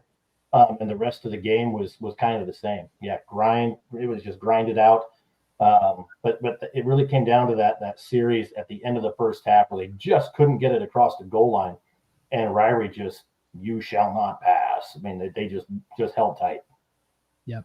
Here's Gabe Montero in the chat, Paul, one of those great linemen for the Ryrie Bulldogs. Let's go Bulldogs. And Coulter had Coulter Lewis caught the 43-yard touchdown pass from Braylon Moon there. I forgot to put that on the graphic, but Lewis and Van Noy have kind of been the 1-2 combo for Ryrie in that wing formation this year. And Coulter Lewis hauled in that 43-yard touchdown pass from Braylon Moon. Here is Stefan in the chat. Love the coverage you guys give the players across the state. Watching from a plane at 30,000 feet. All right. Nice. Okay. Sky high here at IdahoSports.com. Most of the time. Yeah, that's right. We talked about this, Paul, last week, where with Aberdeen, Lupe Ortiz just was not right. His shoulder was banged up. I think I saw a quote in one of the recaps. Coach Derek Jolly asked him, like, hey, do you think you could try and throw a pass for us? And Lupe looked at him and was like, is that a serious question? Are you really asking me that right now? I mean, he was basically a running back there at quarterback. Driscoll played a little bit too. I thought it didn't matter. I thought Aberdeen, whether Lupe Ortiz was at full strength or not, I thought Aberdeen had a shot to beat Ryrie. Certainly they had their chances. Right. But for Ryrie, that's 2 really close wins in a row, and I feel like that's going to keep them pretty battle-tested for this championship. I think it's going to keep I think, yes, they're going to be battle-tested, but are they healthy? And I mean, I guess that's a question for Gabe, right? How healthy are you guys? Don't give anything away that's going to piss your coach off, but going up against this Napa Christian air raid, I don't know how their pass defense is, or I don't think they've gone up against a pass attack like Napa Christian has. Pete Dice gives a stud. I mean, he can throw the ball, run the ball. He's got 1,500 passing yards, but then they've got this core, right? Like we talked about Kimberly, O'Brien, 500 yards, Ian Johnson, and both teams have an Ian Johnson, which is going to make life heck for me. 346 yards for Johnson. Ben Knudsen, 320 yards. That guy's a stud too. He can play everywhere. Van Gilder's out there. So not only is Pete Dice a good quarterback, he has so many targets to throw to, which means you've got to have a lot of defenders that know how to defend the pass. Has Ryrie really gone up against a pass attack like this year? I guess we'll see. I like how Paul's done this a long time, Sven. I asked him the question, and Paul knew where he wanted to go with the conversation, like a politician, and just said, "Oh, your question about Ryrie? Let me tell you about Napa Christian." We'll talk about Napa Christian in a second here. You did get Gabe in the chat did say yes, we're healthy, and the Ian Johnson Bowl. Yes, there's an Ian Johnson on both sides, and they both kind of play similar positions, running back and linebacker on both sides too. So and don't worry. I used the Ian Johnson jokes in the Napa Christian North Fremont game, so there won't be any in the championship. We don't like to recycle. Well, we recycle the same jokes all the time, but not about the players. So the Ian Johnson references won't happen. Promise. Okay, we'll hold you to it. But you brought up a very good point. All the teams that Ryrie played this year, North Fremont, West Jefferson, Aberdeen, West Side, Malad, all the teams in East Idaho just run the snot out of the football. Very few pass attempts. Nampa Christian kind of leans the other way, and that takes us to our other semifinal last week, 20-8 over West Side, the Pirates. And again, this was a game where Nampa Christian, kind of like the Kimberly game, they jumped out to an early lead, and West Side kind of had to play from behind, Paul, and never really could get into that flow. They couldn't. I mean, they're a run game, run team. When that wasn't working for them, they had to kind of switch to a pass once in a while, and Fuller ended up throwing 3 touchdowns. Not his fault. I mean, that's just not the game they play. And when you get into the semifinals, you don't want to change things up, right? You play the game that got you there. And unfortunately, they could not get it going against this Nampa Christian defense. It was stout. So when you have to change things up, it just didn't work out. Yeah, you see there, Pete Dice, you already kind of sang his praises, definitely on the all-name team at IdahoSports.com. 3 touchdowns, 227 yards passing. I really like Dylan O'Brien. He's been a starter since his sophomore year. He kicks. He's actually a really good kicker. He's great in the secondary, had an interception on defense, caught 2 touchdown passes. Ben Knudsen caught the 3rd. Here is Mark Boothby. Go Trojans. I recognize the last name. There was a Boothby on the state champion softball team last year for Nampa Christian. That was the softball tournament I was at. So, Nampa Christian playing well. And here's Hayden Uhlencott, NC all the way. Need some merch on the way. Oh, Hayden's out here shilling for merch because he picked Nampa Christian for the upset last week. And Ian Johnson from Nampa Christian knows what's up. All right. Yes. So let's look at the chat. This will be a very short part of the show here where we talk about the championship pedigree for each of these teams for both Nampa Christian and Ryrie. Let's start with Nampa Christian because they do have a state championship in school history. It came back in 1981, and believe it or not, more history here, Paul. This was the first championship in A4 classification history. Nampa Christian beat Mullen 32-27. They also got back to the championship in 1996, where they ran into Mackey, which was a dominant team in the 90s and 2000s. And now 3rd championship game appearance in school history. Pretty exciting times for the Nampa Christian Trojans. And then on the other side of the coin, you've got the Ryrie Bulldogs, Sven. And again, first championship in school history, first championship appearance in school history. So there you see it. Never been to the ship before. Who knows how it'll go?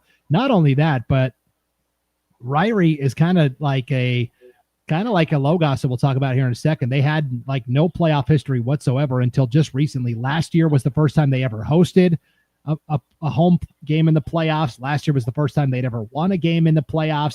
This year was their this year was their first conference championship. They won the Nuclear Conference this year, Sven, the Nuke. It was their first conference championship since 1947. Well, you want to know what the difference is here, Brandon? What's that? Ryrie High School has gone out, and they've got Matt Harris as the athletic director. Right. And what do you know? The Ryrie Bulldogs are now in the promised land, state championship game. Excuse me. I don't want to put the horse too far out in front of the carriage here, but you got to give Matt Harris some credit. He's done a great job there as the athletic director. He's obviously a former IdahoSports.com broadcaster. He basically helped run the place with Paul back in the day. And, it's cool to see guys go on, do whatever it is they may do. And we've got some that are athletic directors throughout the state, Matt Harris and at Ryrie. We've got Scott Burton at Jerome. I'm sure we've got others that have gone on to be ADs, but, it's good to see, people involved with Idaho sports, helping high school sports in this state run, whether it's working with us, officiating. I mean, we've got numerous guys that have been officials, or even administration.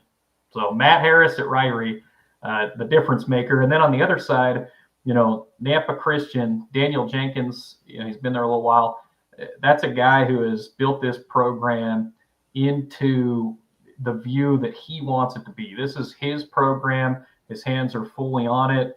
And to Paul's point, this classification over the years has been so run dominant. And to see a team come out and do something different, and it's led to some really good results. You look at what Nampa Christian has done here in the playoffs so far. They went through North Fremont and West Side, a couple of those Eastern Idaho programs that are always strong, and they beat North Fremont 30-14 at home.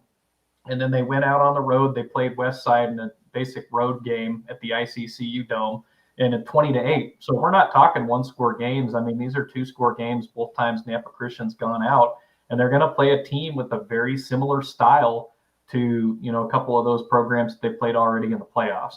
So I think Nampa Christian is really uniquely prepared for this moment, and I think this is going to be one of the best football games of any of the state championships. Okay, that's a good company man there. Good promotion right there. So in the chat, I've got an update. Hayden Eulencott was shilling for some Nampa Christian merch. Mark Boothby says, "You bet. I'll get Hayden some NC gear." So there you go. Game. I've done your last 2 games, Mark. I need a Nampa Christian hat for my wall. Yeah, I'll be there. Yeah, I don't have anything on the wall. Yeah. No. Yeah. Okay. Matt Harris. So here's Sean Kane from the East Idaho Prepcast. Matt Harris kicks a field goal before every game. I don't know if anybody can verify that or not, but okay. I used to have some pretty good broadcaster pickup games in my driveway for state basketball. They all used to stay like in my basement back in the day. They got pretty rough. They took their pickup ball pretty seriously. And here's Gabe Montero. I was showing the history for Nampa Christian. They beat Mullen in that first championship in A4 history back in 1981. Gabe Montero wants to know where's Mullen? It's about 10 miles from the Montana border in northern Idaho. It's way up in North Idaho, and they don't even they play 8-man football, and they don't even have enough kids. They play in Montana with a high school there. So that's the story there. Oh, here you go, Paul. What? It's on the way. He'll get you on Saturday. So there you go. Wait, I'll put it right there. I got a spot for it right there. Okay. Ask and you shall receive. You're going to get a Nampa Christian hat and some cool swag. Let's take a look at our Star Watch for this 3A championship game. Some pretty good athletes on both sides here. For Ryrie, I mean, geez, Coulter Lewis, he's run for almost 2,000 yards this season. I know it was a goal for Coach Josh Huntsman. He wanted to get both. Last year, they got both wing backs over 1,000 yards. It was Coulter Lewis and Rafe Newton. Newton graduated. Van Noy was the new wing back. He is I think he's sitting around 900 maybe. So maybe with a good performance, he could get there. But Coulter Lewis, I mean, geez, 1,800 yards on the ground, 27 touchdowns. Cooper Brown's been an awesome player as well. Sven, who are you excited to see from this Ryrie squad? Yeah, I mean, Coulter Lewis is obviously the guy that you circle when you're watching the Ryrie Bulldogs play football. And the stats right there kind of tell the story. I mean, I don't need to rattle him off for this guy. His numbers speak for themselves. So I'm excited to see him. And then, Nampa Christian is a really good collective team. They have some receivers that are exciting. Dylan O'Brien, Ian Johnson, Ben Knutson, all guys that quarterback Pete Dice can really rely on to be strong in the receiving core. Yeah, 19 touchdowns, 3 interceptions for Pete Dice. Again, that's what you want to see from your quarterback this time of year. Paul, talk to me a little bit about, is it Kaiser Henny? Henny. Love the name. He's kind of like the 3A Fisher, right? He's just a beast. I mean, coming in 124 tackles, right? That's a lot. Say they played 10 games somewhere in there, right? So you're looking at 12 games, 12 tackles. I mean, it's just a lot, and 22 for loss, which means he's fast, right? You can get a lot of tackles as they come through the line, but you get those tackles for loss. That means you're big, strong, and you're fast because you're pushing them back. And Kaiser Henny was all advertised for the last few games I've seen with them. Yeah, Mark says wrestling state placer, great linebacker, Kaiser Henny. So, yeah. Well, and Ryrie's always got a good wrestling team as well. I mean, you got a good wrestling team, it translates into football. Yes. Or is it a good football team translates into wrestling? Football does set the tone, right? Wrestling comes after. So, yeah. All right. Well, it is officially prediction time. Sven, you're in the hot seat for the first time tonight here for the 3A state championship game. What is your official prediction? Yeah, so I think this game's going to be won in the trenches, but I also think it's going to come down to a 2-point conversion. And so you talk about both these programs having some good wrestlers out there. I think it's pretty even. in that side of things. So you talk a 2-point conversion. There's one of these teams gets a little bit more active going to the air. I think Nampa Christian wins this 16-14.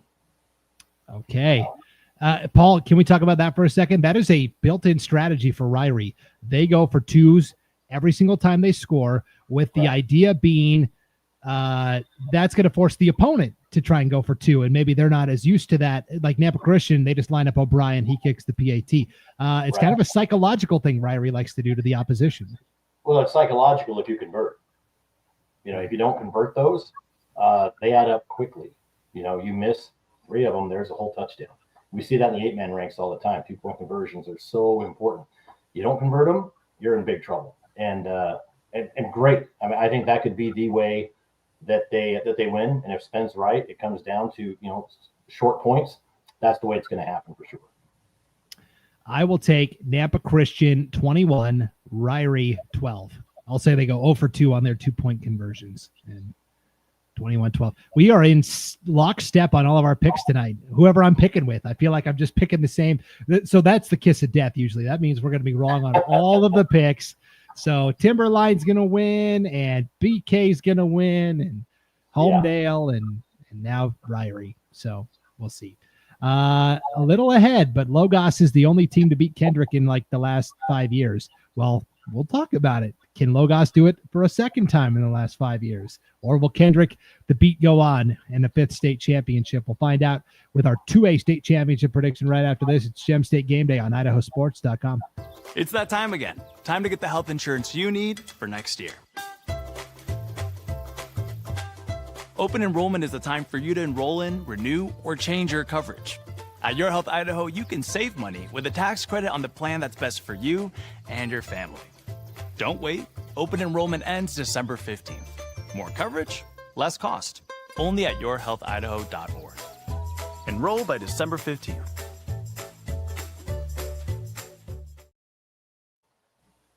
Welcome back to Gem State Game Day on IdahoSports.com. Brandon Baney with Paul Kingsbury and Sven Alskog, and we are getting ready for our 8-man segments here. And again, if you want a more extensive 8-man breakdown, you can always tune into the Idaho 8-man Prepcast tomorrow night, 7 o'clock Pacific time, 8 o'clock Mountain time. It'll be myself and Will Henneke and Coach Lane Kirkland and 2 special guest coaches, current coaches that will come on and help us uniquely preview each of these championship games at the 8-man level, the 2A and the 1A.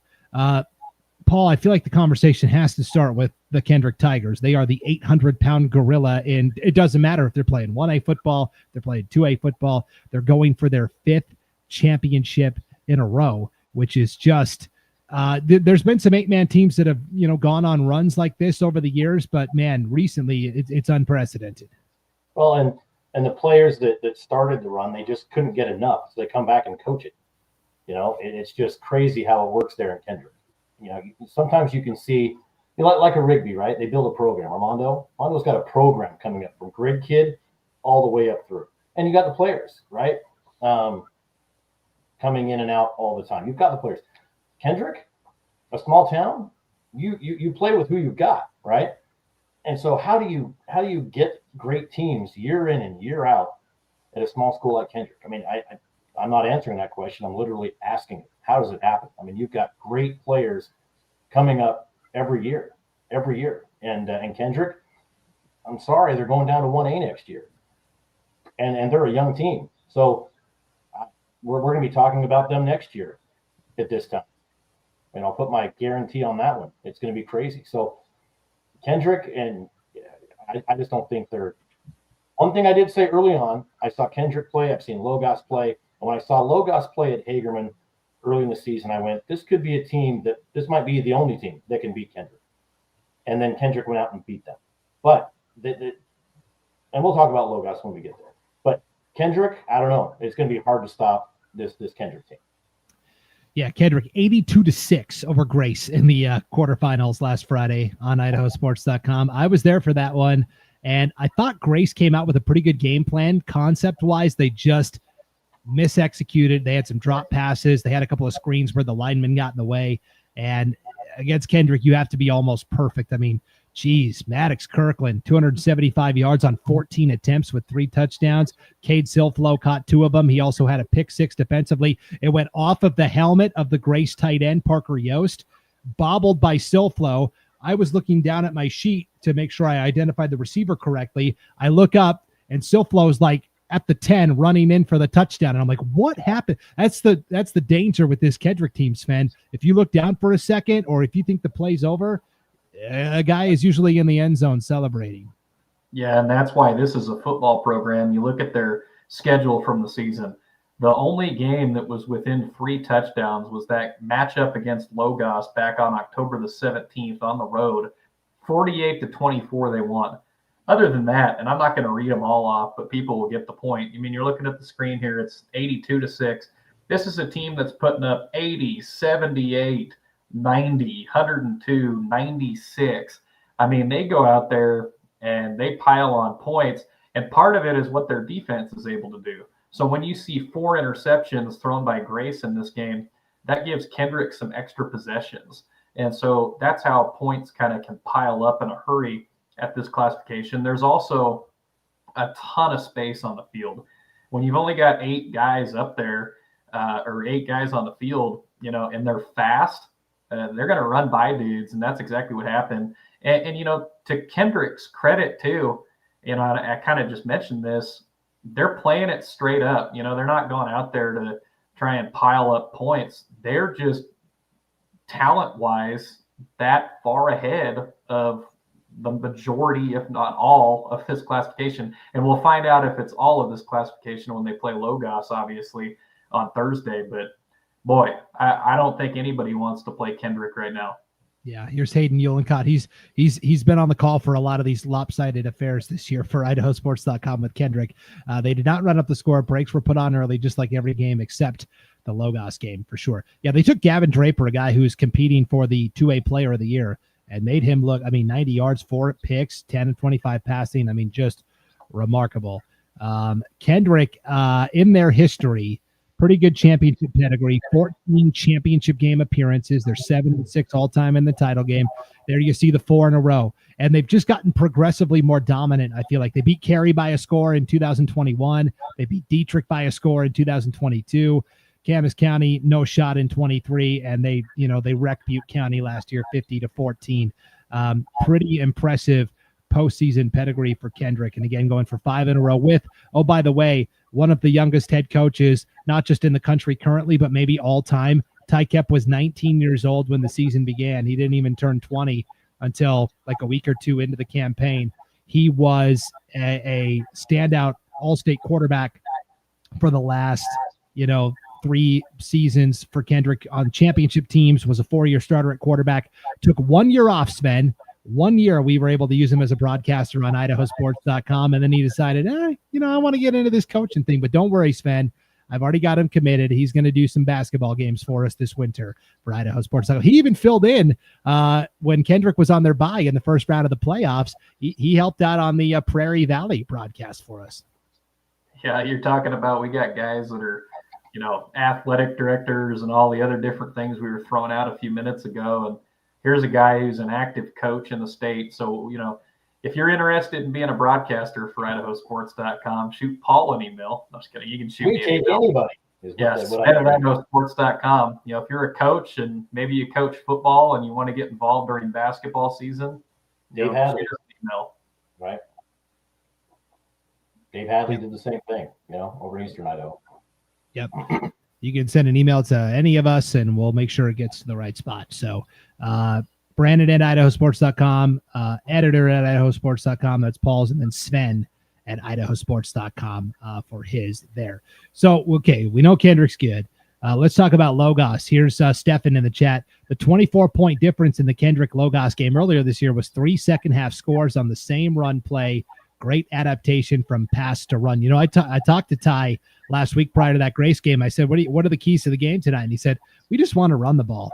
He said, and we're actually kind of excited on defense because Grace is a team that likes to throw the ball.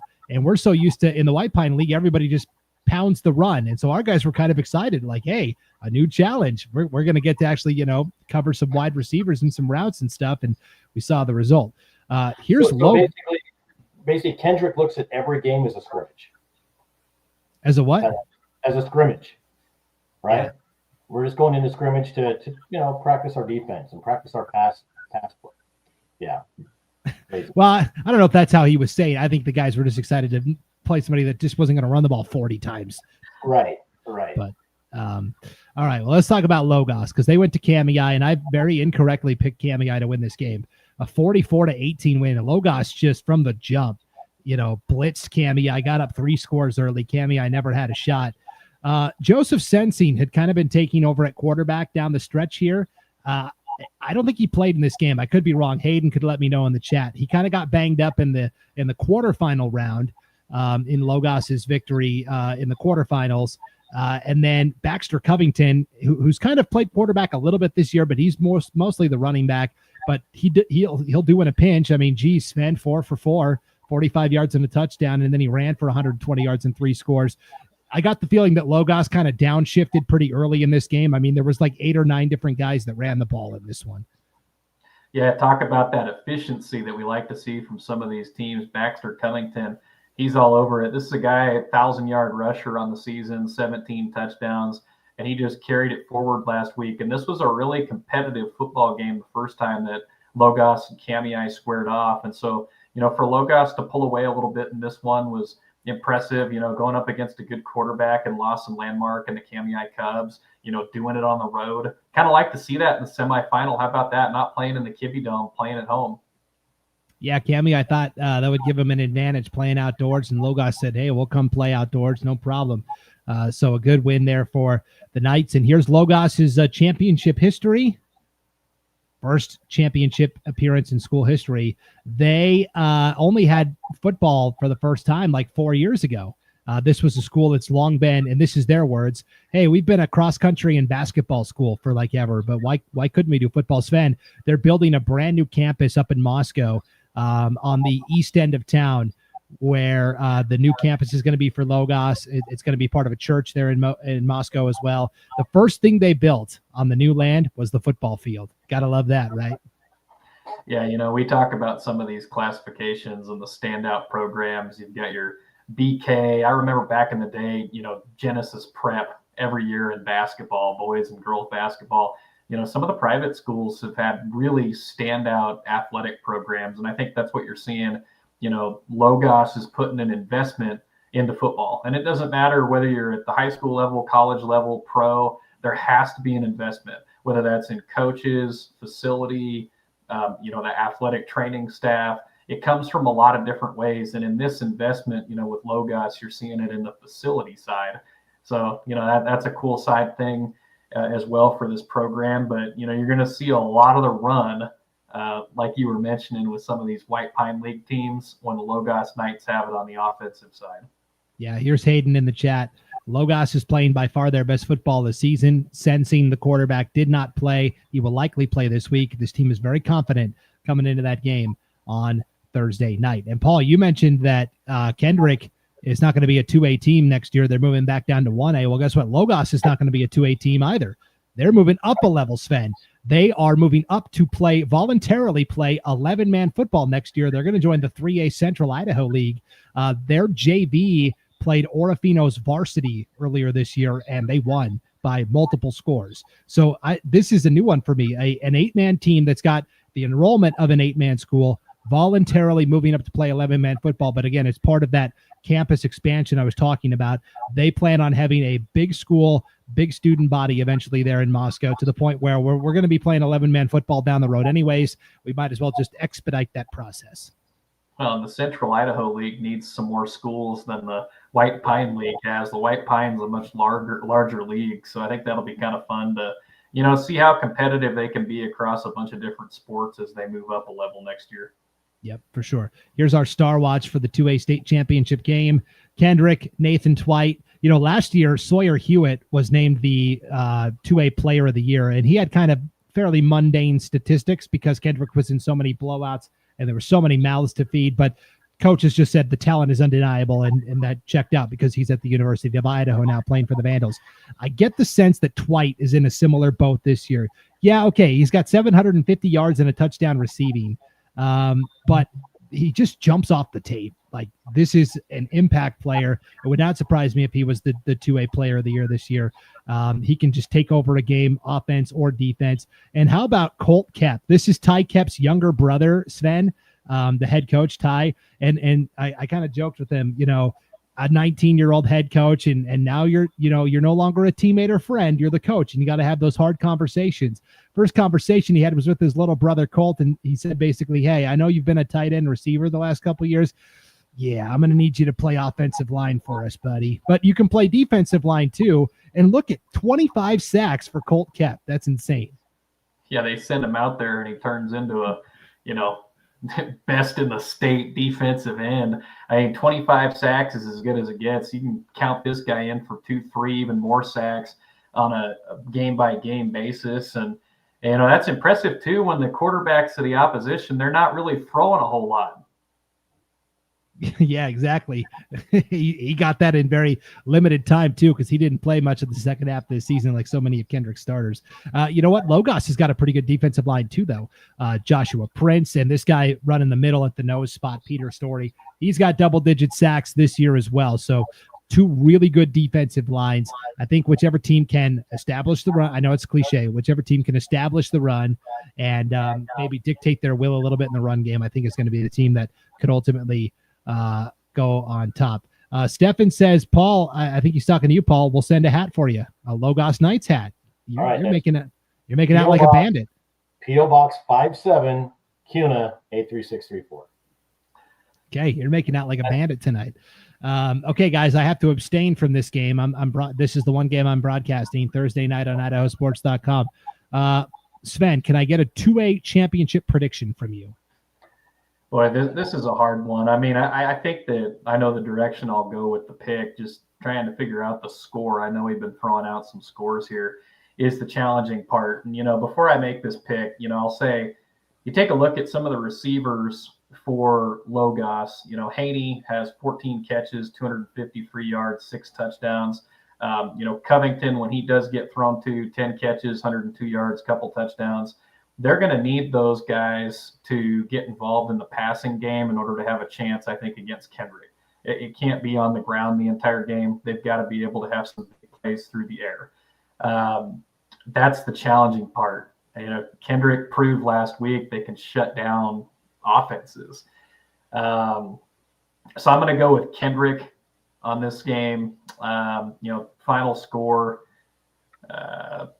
Boy, that's a tough one. I mean, they've seen each other before. It's usually closer the second time. Yeah. Generally speaking. So I'm going to go, let's say 42-28. Okay. I like that. Last year, Logos beat Kendrick in the regular season, and Logos won the White Pine League and got the first round bye. Kendrick had to be with all the other commoners in the opening round of the playoffs. And then, in the slums. And then Kendrick got revenge in the state semifinals and took care of Logos on their way to the championship last year. So that's also a narrative for this game. Paul, what's your prediction? I really want to go bold on this. Go for it. I do. Then the Kendrick's going to hate me. But Logos will send you a hat. Okay. I'm a hat. Yeah. So I might go. I'm going to go with what I said early on, I think. And this is going to be bulletin board material for Kendrick. I'm going to go Logos on this. Close. Very, very close.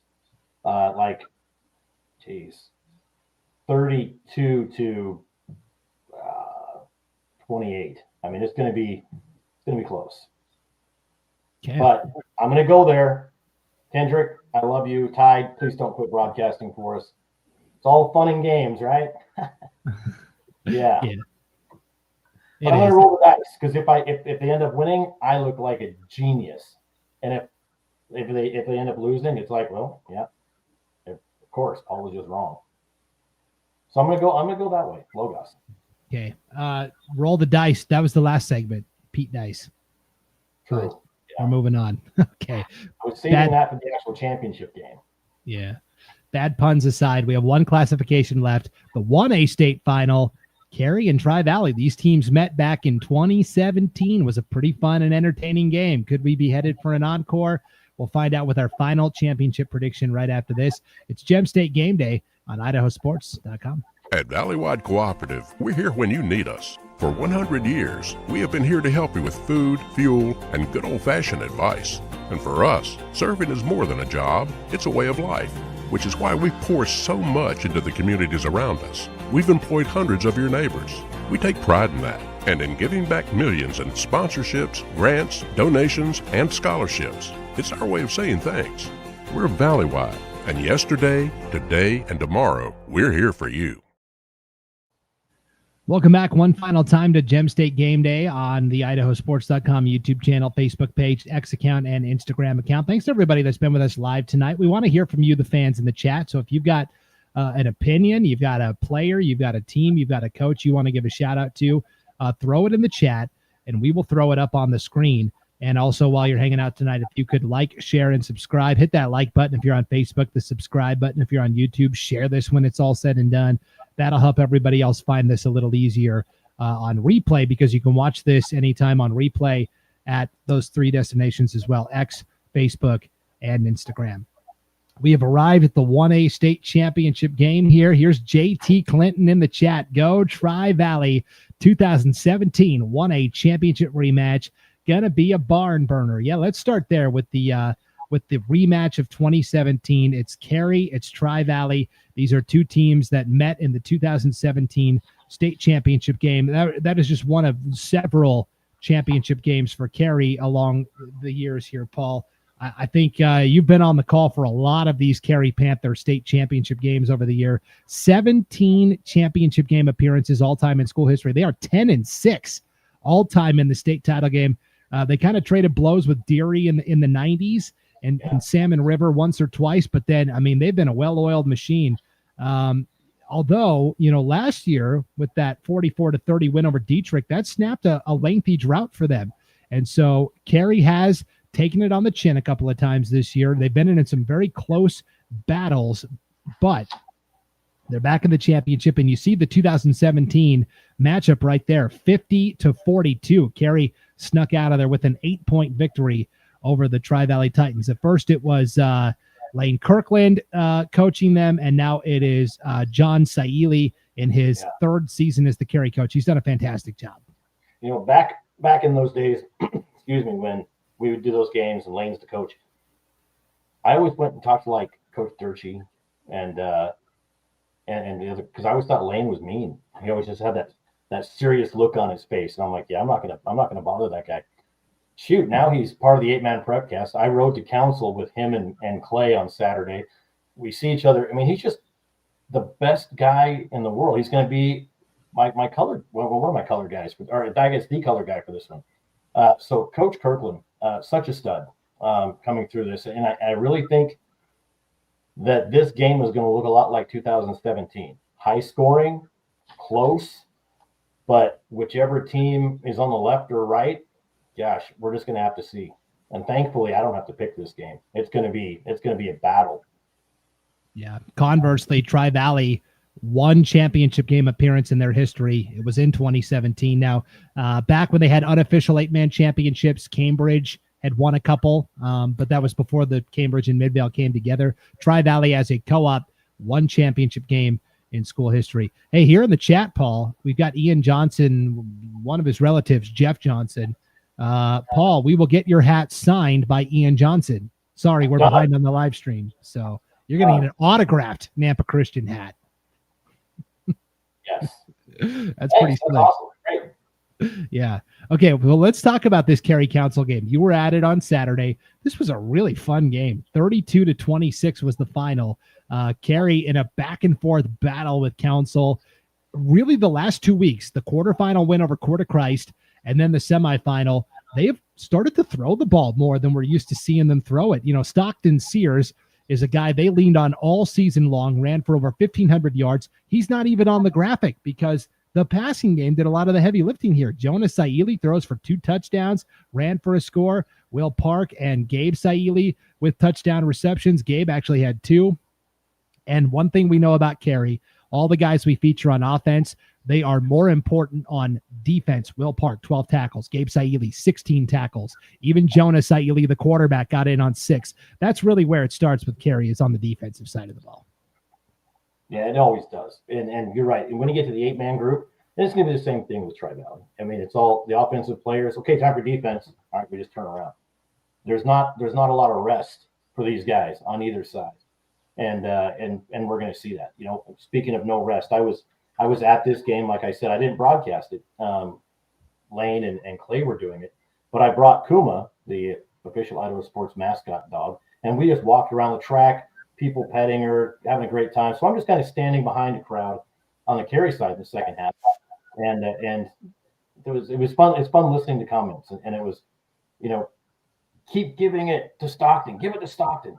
The kids ran, you know, the bulk of the plays the entire game, and we're in the fourth, and bootleg to Stockton. Why aren't they bootlegging? I'm like, maybe the kid's tired. I mean, he might be a little tired at this point because he's playing both sides of the ball. But, you know, nobody thinks about that. It's, you know, get him in there. But that's the way they play. And the kids aren't going to, you know, take themselves out. Hey, coach, I need a rest. No, they're going to play the entire time. So this game really comes down to a battle between two heavyweights. You know, Stockton Sears, Jace Wagner. Okay, who's going to score the most points?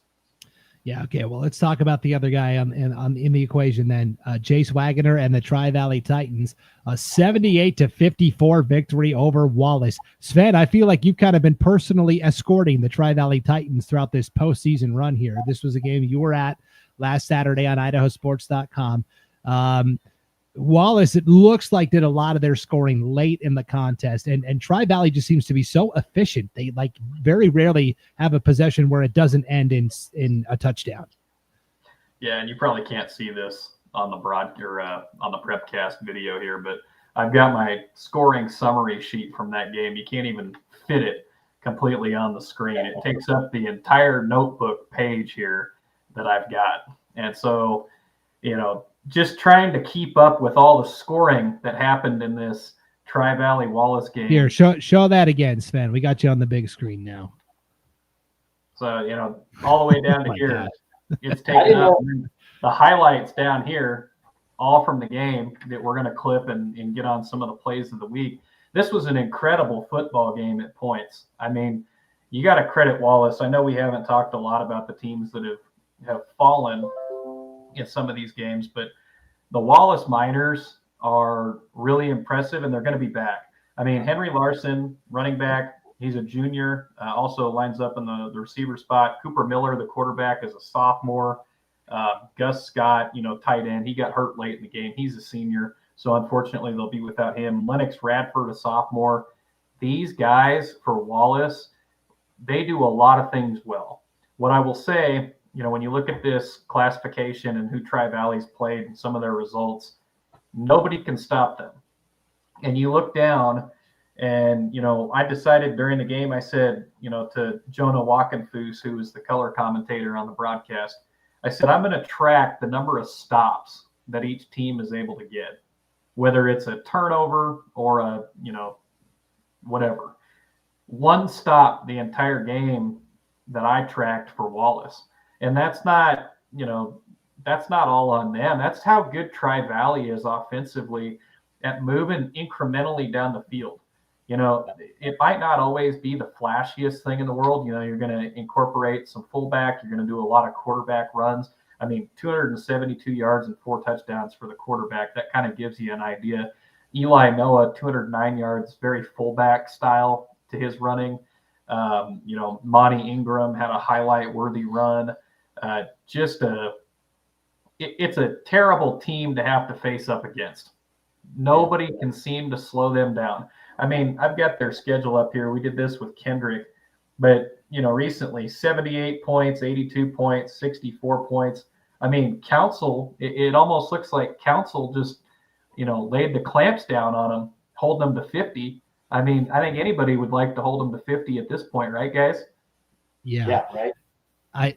I've called this Wagner the quarterback, Eli Noah's the fullback, Gage George is kind of the running back, and all year I've called them the law firm, Wagner, Noah, and George, because they've all ran for over 1,000 yards. Wagoner might be close to 2,000. I don't know. Here's my concern, Sven. You tell me. Tri-Valley scores a lot of points. They give up a lot of points too. They've been in some shootouts this year. That Council game was 50-42, 50-44. I mean, even giving up 54 points to Wallace here was, so yes, they score a lot. They do give up a lot too. And I guess to me, it's going to come down to the contrasting styles. Can Carey keep it a low possession, low scoring game, or will Tri-Valley try and turn it into a track meet? Because I think, Sven, if it's a track meet, that favors Tri-Valley. But if Carey can flip it and it's a low-scoring game, then I think that favors Carey a little bit. In the opening round game for Tri-Valley, Hanson had it right there with them after the first quarter. They scored to start the second quarter. It looked like we were going to have a game that was going to go right down to the wire. And Tri-Valley said, nope, we're going to score the last, I think it was 44 points of the football game. And Hanson never scored again.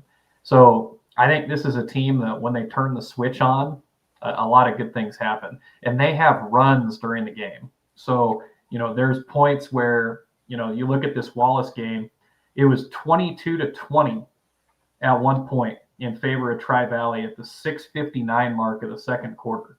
And you can see the final score, 78-54.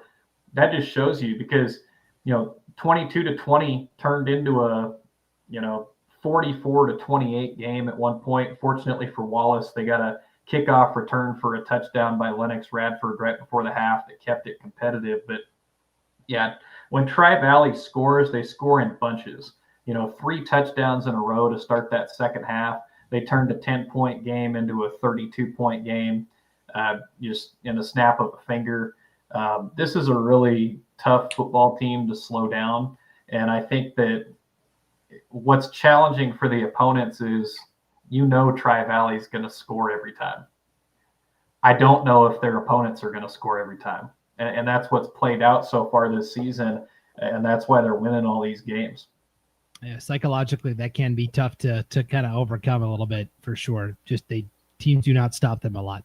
Here's our Star Watch for the 1A championship game. Paul, Stockton Sears, 2,058 yards, 29 touchdowns, clearly not getting the ball enough. Also 113 tackles on defense. And Will Park, animal. I know I've used that term a couple times tonight to describe some guys, but man, 137 tackles, that leads the team, and he always just seems to be in the middle of it. Yeah, Stockton's got those 191 receiving yards too, so he can catch the ball when he needs to. He's not the biggest guy out there, but he's the fastest. Then you got Will Park there on the defense, like you said.